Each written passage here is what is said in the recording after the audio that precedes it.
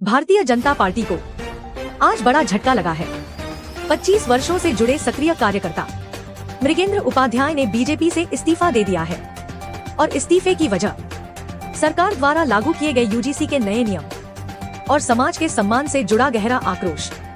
मृगेंद्र उपाध्याय का कहना है, यूजीसी के जो नियम लागू किए गए हैं उनसे मैं बेहद आहत हूँ। उन्होंने कहा, मैं उस समय से बीजेपी के लिए काम कर रहा हूँ जब बीजेपी के साथ कोई फोटो खिंचवाने तक को तैयार नहीं होता था, लेकिन आज वही कार्यकर्ता खुलकर सवाल उठा रहा है। मृगेंद्र उपाध्याय ने आरोप लगाया, शंकराचार्य जी का अपमान किया गया, गंगा स्नान के पावन दिन ब्राह्मणों को अपमानित किया गया, मारा गया, पंडितों की शिखा पकड़कर खींची गई और अब उन्होंने दो टूक कहा, अब घर आकर अगर पार्टी टिकट भी देगी तब भी मैं नहीं जाऊंगा।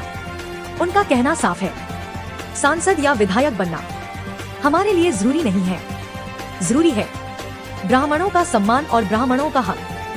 सूत्रों के मुताबिक यह इस्तीफा सिर्फ एक व्यक्ति का नहीं माना जा रहा, बल्कि यह पार्टी के भीतर बढ़ती नाराजगी का संकेत भी है। अब सवाल ये है, क्या सरकार यूजीसी नियमों और समाज से जुड़े इन आरोपों पर कोई जवाब देगी या फिर ये आवाज भी अनसुनी रह जाएगी? त्यागपत्र देने का जो प्रमुख कारण है वो है यूजीसी के नए नियम। जो सरकार ने यूजीसी के नए नियम लागू किए हैं, इससे मैं काफ़ी आहत हुआ हूं।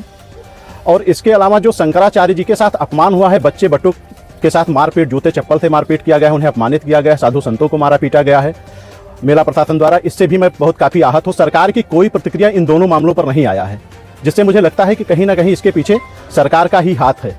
इससे मैं काफ़ी आहत हूँ। इस कारण मैं भाजपा के प्राथमिक सदस्यता से भी इस्तीफा दे रहा हूँ। भाजपा के आप कर्मठ और जुझारू बिल्कुल आप एक थे, लेकिन आपके जैसे इस्तीफा देने के बाद में और मान लेते हैं कि इस्तीफा दे दिए हैं और आप विधानसभा तुलसीपुर से आप टिकट भी मांग रहे थे, आपको टिकट दे रही है भाजपा, तो फिर क्या आप वापसी करेंगे? नहीं, देखिए, इस पर मैं स्पष्ट कहना चाहता हूं कि भाजपा अगर मुझे टिकट का प्रस्ताव दे भी, आकर के मुझे कहे कि आप टिकट ले लीजिए और चुनाव लड़िए, तब भी मैं अब घूम करके भाजपा की तरफ नहीं जाऊंगा। मैं उसके टिकट पर चुनाव नहीं लड़ूंगा। तो हमारे लिए विधायक की कोई इतनी बड़ी चीज़ नहीं है और ना ही विधायक का अब इतना महत्व रह गया है कि उसके लिए मैं बहुत लालायित हूँ। क्या आपके त्यागपत्र पर भाजपा पर बड़ी असर पड़ेगी या छोटी? देखिए, असर पड़ने की जहां तक बात है तो मेरे एक व्यक्ति से तो हो सकता है असर ना पड़े, लेकिन मेरे विचारधारा के लाखों लोग हैं। ये बुनियाद हिला देंगे भाजपा की। भाजपा को हम लोग खींच करके 300 सीटों तक लेकर आए हैं। जब भाजपा के बगल कोई खड़ा नहीं होना चाहता था, फोटो नहीं खिंचाना चाहता था, थाने पर कुर्सियां हटा दी जाती हैं, तब से मैं भाजपा को लिए घूम रहा हूं। और आज भी मतलब हम जनसंघ से हमारा परिवार जुड़ा हुआ है। तो ये बुनियाद हिल जाएंगे। हमारे विचारधारा के लाखों लोग हैं। बस यही मैं कहना चाहता हूँ आप सभी को। मामले थे, जैसे मान लिया जाए शंकराचार्य के मामले को लेकर आप काफी उत्तेजित हैं कि आखिर शंकराचार्य जी से अभी मान लिया जाए कुछ ऐसे माफी मांग लिया जाए या कुछ उनके साथ में अच्छा कार्य किया जाए, तो क्या? सर्वप्रथम तो मैं ये बताना चाहता हूँ कि मैं किसी प्रकार से उत्तेजित नहीं हूँ। मैं पूरे विवेक के साथ कह रहा हूँ। अगर शंकराचार्य जी से माफी मांग लेते हैं तो शंकराचार्य जी ने माफ कर दिया, तो हम कौन होते हैं? हालांकि ऐसा होगा नहीं, लगता नहीं हमको। उनके माफी से आप वापस आ सकते हैं क्या? देखिए, फिर एक मुद्दा आ जाएगी।